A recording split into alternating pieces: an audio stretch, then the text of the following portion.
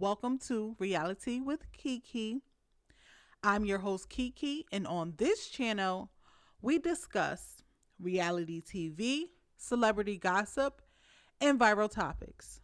Please be sure to like, comment, and subscribe if you like our content. You can also follow us on our Facebook page. A link will be in the description box below, and we also have it linked in our bio.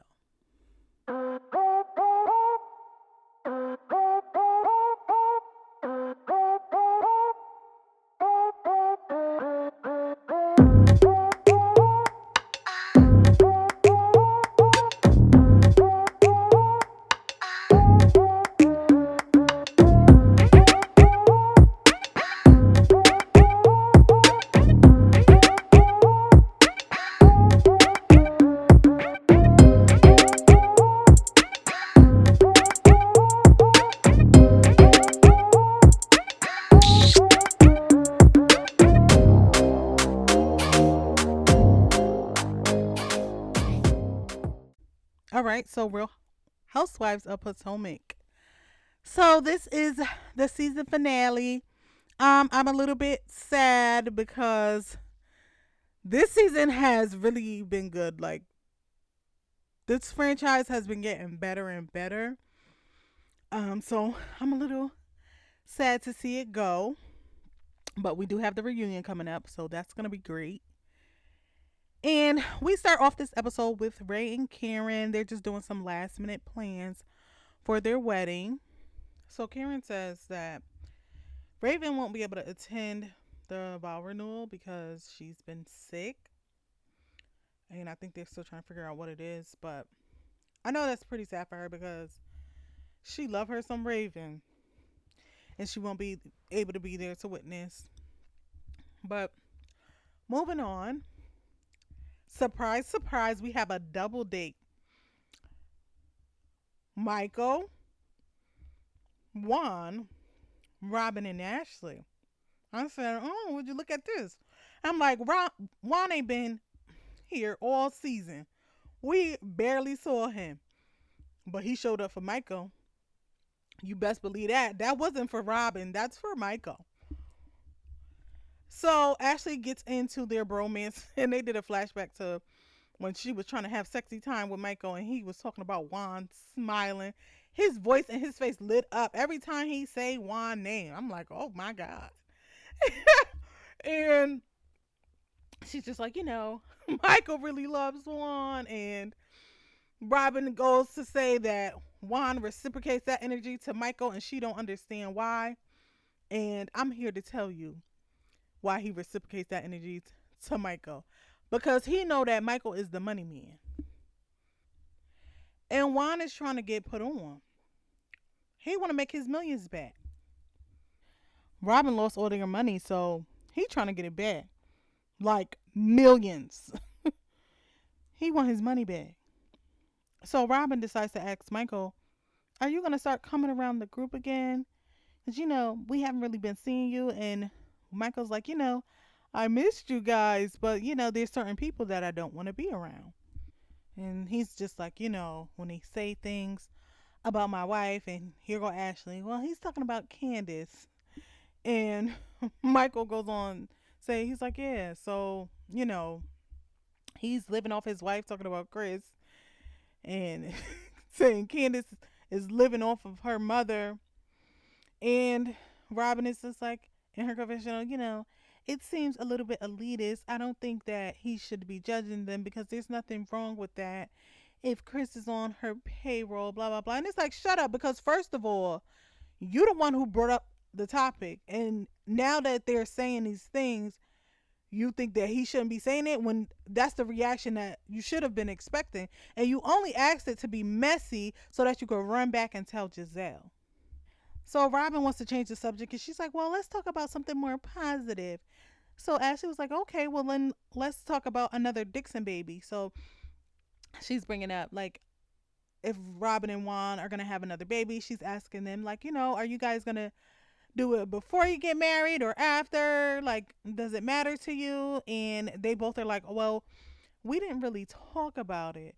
And then Robin is bringing up the fact that, like, when Corey and Carter were young, Juan wasn't really there because their relationship wasn't stable and Juan was playing. And then I'm like, okay, for one, you told Juan you weren't going to move into a house with him until y'all got remarried. Like, that is what had to happen.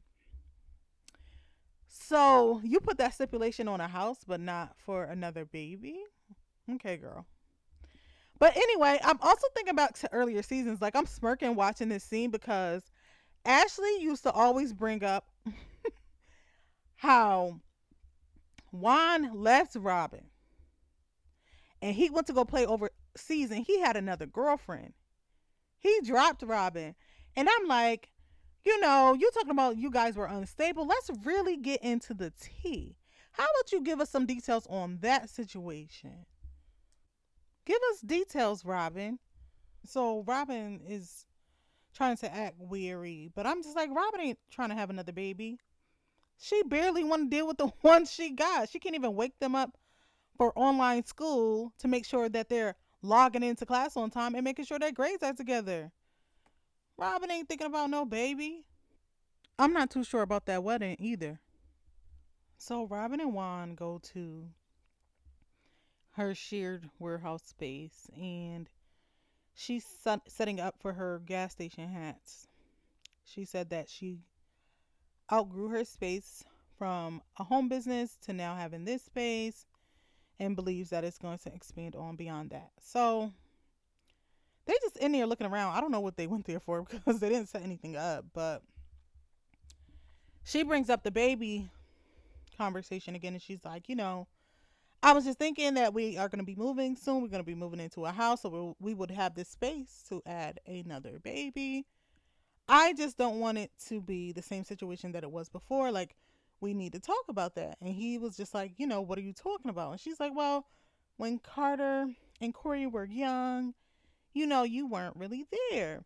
And he's like, what are you talking about? Yes, I was. And she was like, have you ever changed the diaper? And he was like, yes, I have. What are you talking about? He like, I'm not doing this. You keep bringing this up. Like, this is crazy. You're not gonna keep bringing this up. So he starts walking away. She's like, oh, so you don't want to talk about it? He like, no, because you being stupid or whatever. She's like, really? It's not that serious. He's like, you being a dickhead, Rob. And she's like, oh, you don't want to talk about it? And it's like, he don't want to talk about it.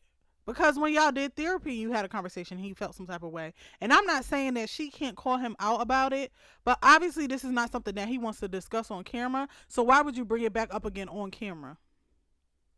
Because you're trying to give them something, but Robin, your life is boring. You need to be extended a friend contract next year because you can't give us anything. So Juan is like, you ain't gonna keep bringing that up. Like, I'm not doing this. Take this mic off. And like, we just know that Juan don't like this show. I don't think he really want his business out there. And from the inception, he did not really want to be on TV. And he said he didn't want to be with Robin. So she's like, it's not that serious. And he's like, yes, it is. He took his mic off. He not playing. He out of here. She trying to go talk to him. She like, it's just not that serious. He like, you trying to play me like I was a terrible dad and I take pride in being a father, whatever. She's like, okay, well, that's all you had to say. He's like, no, because it's always about what I did and it's never about what Robin didn't do. I said, yo. Well, then y'all need to give us the real story. That is the only way I would accept Robin coming back onto this show if y'all give us the real tea. Because when Ashley was trying to spill it, you was trying to fight her. So give us something. So they're showing everyone getting ready to go to Karen's vow renewal. And Robin is at home on FaceTime with Giselle. Giselle tells her, well, something, Juan is going to be like my date too. Girl, you want Juan so bad. You've been calling this man fine. He's your date. It's all these things. You always concerned with what Juan is doing. Girl, you need to back up off that girl man. Anyway. So they're showing everyone getting ready to go to Karen's vow renewal. And Robin is at home on FaceTime with Giselle. Giselle tells her, well, something, something, Juan is going to be like my date too. Girl, you want Juan so bad. You've been calling this man fine. He's your date. It's all these things. You always concerned with what Juan is doing. Girl, you need to back up off that girl man. Anyway, okay, so everyone is showing up for the vow renewal, and Candace and Cole pulls up. Candace is like, "Oh my God, this is ugly, babe. You're wearing a turban on your head to a wedding, and you talking about you need more for a wedding? Hmm. Okay. So everybody else is starting to show up. Okay, so Wendy, Wendy shows up. The rest of the cast is showing up. Wendy shows up and is laid down in the back seat because I don't know if her dress is too tight. I mean, she looked cute, but apparently the dress is very tight. She could barely sit. Child, I don't know what made her make that decision, but go on ahead. That's her business. So she comes in. She says hi to everybody. She even says hi to Robin. Candace says to her, "Oh, did you say hi to Giselle?" She said, "Did she say hi to me? Why aren't you asking me that question?" She's like, "Oh, you said hi to Robin." She's like, "Nope, don't do that." So in her confessional, she's just like, "I'm here to celebrate the Hugers. I don't got time for any of that other nonsense with Robin or Giselle." Robin and Giselle sitting down. Giselle's asking Robin, "Oh, she said hi to you or whatever." She's like, "Oh, she's clearly insecure." How is that clear? For one, she's there with her husband. And two, she looked better than you. What is there to be insecure about? You showed up here with a boot and sneakers in a dress that you look like you bought in 2005. What is there to be insecure about? The wig is not given. Nothing is ever giving with you. So why would she be insecure? You up here trying to latch on as a third wheel to somebody else, man. With somebody else? With another couple? And Robin's like, "Oh, she's clearly still upset about something she didn't get over." I don't have to talk to you. She didn't have to say anything to you either. Wendy don't owe y'all nothing. What's not clicking? And Robin, you threw together, gelled your hair down real quick for that ponytail. You look like trash. The nerve of you. So everybody's sitting down. They're waiting for things to get started. And Juan strikes up a conversation with Giselle. He's like, "Oh, Robin told me about Jamal." He's like, "I'm so sorry." And he asks her if she's dating again. And she's like, "Yes, she is." In her confessional, producers are trying to get information on who this guy is. She's like, "None of your business."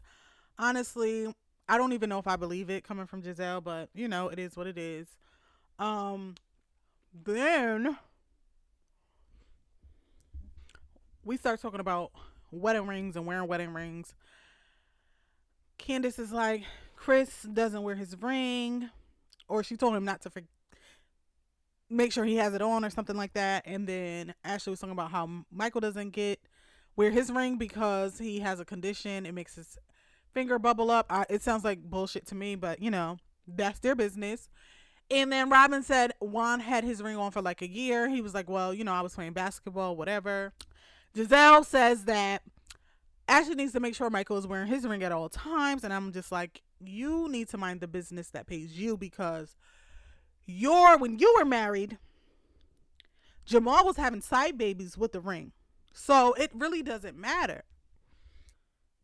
So Karen finally comes out in her grand dame dress. I wouldn't expect anything less. They do their vow renewal. Macy Gray is there as her performing act, and it's nice. So they are finished doing that section. People, they have their first dance. People are dancing. Thereafter, now Michael finally shows up. As she goes outside to greet him, and he's like, "Oh, you look nice." He comes inside. Of course, he does a beeline straight to Juan. Juan's like, oh, I thought you weren't gonna come. He's like, no, I'm here. You're looking good. I'm like, damn, Michael, you giving Juan more of a compliment than Ashley. But okay. So Ascala is over with Candace, like, oh, so Ashley's husband is here. And Candace is like, yeah, she was like, he's insufferable. Sis, so are you. And she's just like, me and Ashley have our issues, but he's just morally corrupt and not good enough for Ashley. Girl, shut the hell up, because that is a $40 million man. And Ashley is doing what needs to be done for her life. So even Red goes to greet Michael. Like, Michael is just the superstar today because he hasn't really been around. Now he shows up to the wedding. Everybody happy to be around him. Like, Juan is cheesing. Okay, he got a Kool-Aid smile standing next to Michael. That's his boy. So everybody is happy to see Michael, but for Chris it's awkward, which he said before, like, he's willing to have a conversation with Michael so they can move past whatever issues that they had.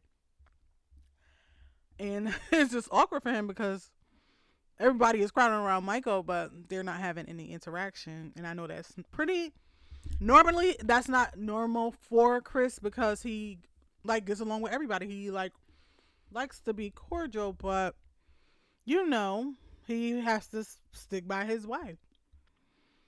So they're sitting down, and now dinner comes out. The food look nasty. I hate to say it, but it look nasty. And Juan is looking because it's awkward.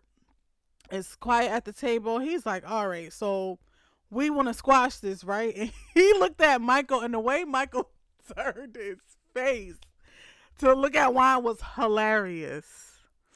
So